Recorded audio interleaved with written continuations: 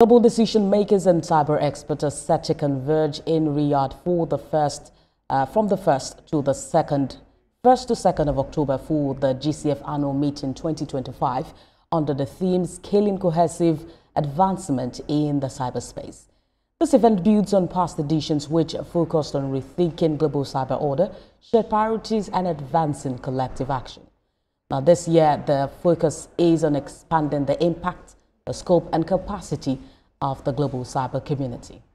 The program will center around 5 key sub-themes, which includes aligning global cyber policies, advancing cyber-driven economies, and strengthening digital inclusion to applying behavioral science for safer online spaces, as well as exploring attacks and also our populations, which are becoming increasingly vulnerable to some of the types of hacking and exploitation that unfortunately has taken over much of the internet.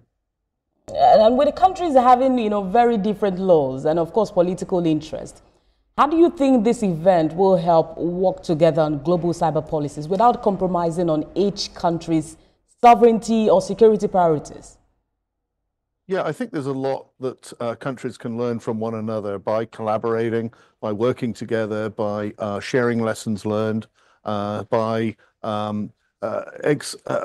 following a path that works in some countries that have already seen these sorts of attacks. We can obviously shortcut and leverage those experiences to improve those countries that are perhaps less along the development pipeline as far as their internet automation and integration of internet services into their economies and society. And of course, technology is rapidly evolving. We have artificial intelligence. What do you think should be the major concern as to addressing the emerging threat that global decision makers, especially in the cyberspace, should focus on at the moment, especially with this event coming up? Yes, exactly. And artificial intelligence is going to be a major theme of this conference this year.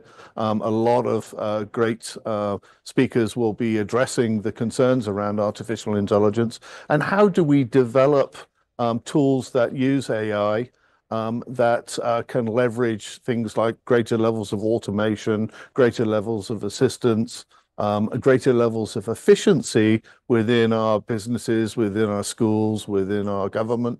But do so in a safe manner, one that protects privacy, that protects cybersecurity, and protects safety of those who use those systems. And that really comes down to unified governance objectives and putting guide rails in place so that AI developers, those organizations that are developing the tools that we're all going to be embracing over the next few years, do so in an ethical manner and in a safe and secure manner for all of us. How do we ensure digital inclusion for all? There are still some places who lack access to the use of internet, despite the fact that technology has really grown. But how do we ensure that it's not just access, but also safety for some underserved population? Yeah, absolutely. And there are a lot of predominantly young countries, growing countries like Nigeria, where the population is of a younger age that are embracing internet technologies. So I think it's very important that as the younger folks in society get onto the internet, we equip them with the right skills to understand that there are some bad players out on the internet that may want to phish them, to try and defraud them of their money, of their identity, of other things that may be valuable to cyber criminals. We need to educate our populations at the same time that we are deploying increased access through greater cellular connectivity, through greater Wi-Fi connectivity in our communities, whether they're urban centers or very, very rural parts of the developing world.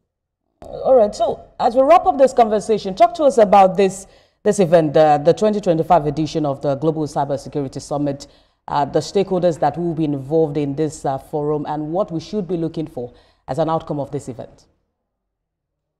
Yeah, this is the 5th year that we've held the Global Cybersecurity Forum here in Riyadh.